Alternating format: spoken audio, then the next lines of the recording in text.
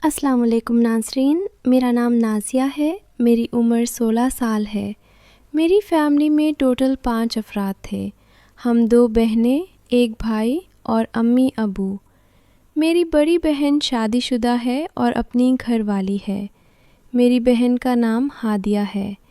میری بہن کی عمر 30 سال ہے اور ہادیہ بہن کراچی میں رہتی ہے۔ ہماری رہائش راولپنڈی کی ہے۔ میرا باپ ایک مزدور آدمی تھا اور میرے باپ نے ہمیں بڑی مشکل سے پالا تھا۔ ہماری ماں کسی کے ساتھ بھاگ گئی تھی تو میرے باپ پر ساری ذمہ داریاں ان پڑی تھی، اور میرا باپ ہم دونوں بہنوں اور بھائی کو پڑھا لکھا کر اچھی تربیت دیتا رہا۔ لیکن میرا بھائی اتنا غلیظ نکلا کہ اس نے میرے باپ سے ہی بے وفائی کر ڈالی اور میرے باپ سے علیحدہ ہو گیا۔ میرا بھائی ایک لڑکی کو بھگا کر لے گیا تھا اور اس کے ساتھ شادی کر لی تھی۔ میرا باپ اب ہم دونوں بہنوں کا ذمہ دار تھا۔ میری بڑی بہن ہادیہ کی شادی کے بعد میں اپنے باپ کے ساتھ اکیلی رہنے لگی تھی۔ میری ماں میرے بھائی کی شادی سے پہلے ہی کسی کے ساتھ بھاگ گئی تھی اور وہ ہمیں چھوڑ گئی تھی۔ میری ماں عاشق مزاج عورت تھی۔ میری ماں کی عمر 40 سال تھی۔ میری ماں کا نام فاخرہ تھا۔ میری ماں دیکھنے میں کافی خوبصورت تھی اور اسے جوان مرد بہت پسند تھے۔ میرا باپ ہمیشہ میری ماں کو برے کام سے روکتا تھا اور اسے ڈانٹتا رہتا تھا۔ میرے باپ کی عمر 50 سال ہو چکی تھی اور وہ میری ماں کی خواہشات کو پورا نہیں کر سکتا تھا، اس لیے میری ماں کوئی جوان مرد ڈھونڈتی تھی اور اس کے ساتھ ہی موقع الا کر لیتی تھی۔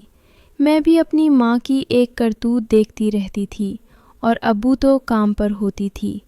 میرا بھائی شادی کر کے پہلے ہی الگ ہو گیا تھا۔ ہم دونوں بہنیں ہی اپنی ماں کے پاس ہوتی تھی تو میری ماں یہ کالے کرتوت کرتی تھی۔ میں بھی یہ سب کرتوت دیکھتی تھی۔ میرے اندر بھی یہ خواہش ہوتی تھی، لیکن میں ہمیشہ صبر کرتی تھی اور اپنی ماں کے کرتوت دیکھ کر میں بھی خراب ہو چکی تھی۔ لیکن میں چاہتی تھی کہ میں اپنی ماں جیسی نہ بنوں۔ میری ماں تو کسی کے ساتھ بھاگ گئی تھی اور اس نے اسے رشتہ جوڑ لیا تھا، تو میرا باپ اب میری ذمہ داری لے چکا تھا۔ میری بہن ہادیہ اب ہم سے الگ رہتی تھی اور وہ شادی کر کے کراچی چلی گئی تھی۔ کئی بار میرا بھی دل کرتا تھا کہ میں بھی اپنی بہن ہادیہ کے پاس ہی کراچی چلی جاؤں، لیکن میرا باپ بوڑھا ہو چکا تھا اور وہ محنت مزدوری کر کے آتا تھا اور میرا پیٹ پالتا تھا، اس لیے مجھے اپنے باپ کی فکر ہوتی تھی اور میں اپنے باپ کے لیے کھانا وغیرہ بناتی تھی۔ ہمارا گھر 5 افراد پر مشتمل تھا، لیکن قدرت کا ایسا نظام ہوا تھا کہ ہم ٹوٹل گھر میں 2 افراد ہی بچے تھے۔ میری ماں کسی کے ساتھ بھاگ گئی تو ہم 4 لوگ رہ گئے تھے۔ میرے بھائی نے کسی کے ساتھ شادی کر لی تھی اور وہ بھی لڑکی بھگا کے لے گیا تھا۔ اب ہم گھر میں دونوں بہنیں ہی تھیں، تو میرے باپ نے میری بڑی بہن ہادیہ کی شادی کر دی تھی اور میں اور ابو اب دونوں ہی گھر میں اکیلے رہنے لگے تھے۔ میرا باپ کام پر نکل جاتا تو میں سارا دن گھر میں فری ہوتی اور ٹی وی وغیرہ دیکھتی رہتی۔ میں کبھی بھی گھر سے باہر نہیں گئی تھی، لیکن ایک دن میرے ساتھ عجیب واقعہ ہوا تھا۔ میں اپنے گھر میں ٹی وی دیکھ رہی تھی کیونکہ میں گھر کے کام کاج صبح اٹھ کے ہی کر لیتی تھی۔ ابا کے لیے ناشتہ بناتی۔ ابا ناشتہ کرنے کے بعد کام پر چلے جاتے تو میں دن کو فری ہوتی اور 12 بجے تک کام کاج کر کے ٹی وی دیکھنے لگتی۔ میں اپنے گھر کے لان میں ٹی وی دیکھ رہی تھی کہ گھر کے دروازے پر دستک ہوئی۔ ویسے تو ابو نے منع کیا تھا کہ تم نے دروازہ نہیں کھولنا، لیکن آج نہ جانے کی عمرہ دل کر رہا تھا کہ میں باہر جا کر دیکھوں کہ ہمارے دروازے پر کون دستک دے رہا ہے۔ میں جب دروازے پر چلی گئی تو میں نے آواز دی تھی کہ کون ہو، تو اس نے اپنا نام عادل بتایا تھا اور کہنے لگا تھا کہ میں تمہاری بڑی بہن کا شوہر ہوں۔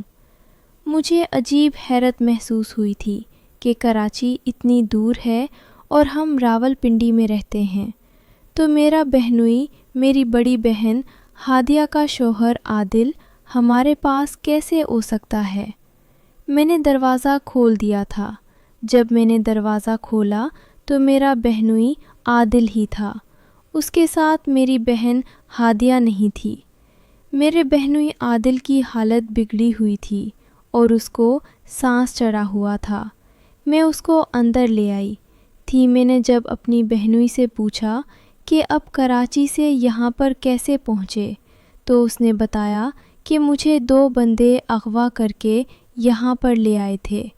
میں بھی پریشان ہو گئی تھی اور فکر مند ہونے لگی تھی۔ شام کو بائے تو میرے بہنوئی عادل نے ابا کو سارا معاملہ بتایا تھا۔ اب بھی پریشان ہونے لگے تھے اور کہنے لگے تھے تو فکر مت کرو، میں 2 دن کام کر کے تمہیں کچھ پیسے دوں گا تو تم کراچی واپس چلے جانا۔ ابا نے عادل سے میری بہن ہادیہ کی بات کروا دی تھی، وہ بھی کافی پریشان ہونے لگی تھی۔ اب ابا کام پر چلے جاتے تو میرا بہنوئی عادل دن کو میرے پاس ہی فری ہوتا۔ مجھے اب اپنی بہنوئی کی نظریں چیرنے لگی تھی اور مار دینے والی رگنے لگی تھی، کیونکہ ان کی نیت میں کھوٹ تھی۔ ایک دن میرے بہنوئی عادل باہر گئے تو میرے لیے کچھ آئس کریم لے کر آئے تھے۔ میں نے بھی خوشی سے قبول کر لی تھی اور آئس کریم کھانے لگی تھی۔ آئس کریم کھانے کے بعد نہ جانے میں نیند کی آغوش میں چلی گئی تھی اور میرے ساتھ کیا کیا ہوتا رہا تھا۔ میں اٹھ بھی نہیں سکتی تھی اور اسے منع بھی نہیں کر سکتی تھی۔ میرے بہنوئی عادل نے یہ سب کام کر دیا تھا اور اس نے میرے ساتھ کبڈی کھیل دی تھی۔ میں رونے لگی تھی اور خود اٹھ بھی نہیں سکتی تھی، لیکن میری عزت لوٹ چکی تھی اور میری بہنوئی نے اپنی ہوس پوری کر کے واپسی کی راہ لی تھی۔ میں ابا کو بھی نہیں بتا سکتی تھی کیونکہ میری بہن کا گھر خراب ہو سکتا تھا۔ میں نے صبر کر لیا تھا اور اپنے بہنوئی کو دل سے بد دعا دی تھی، لیکن میرے بہنوئی نے میری عزت کے ساتھ کھلواڑا کرنے کے لیے یہ چال کس طرح چلی تھی۔ میں ساری زندگی سوچ میں پریشان تھی اور پریشان رہوں گی۔ ناظرین، اگر آپ کو یہ کہانی پسند آئے ہو تو ویڈیو کو لائک کر دیں۔ بہت بہت شکریہ۔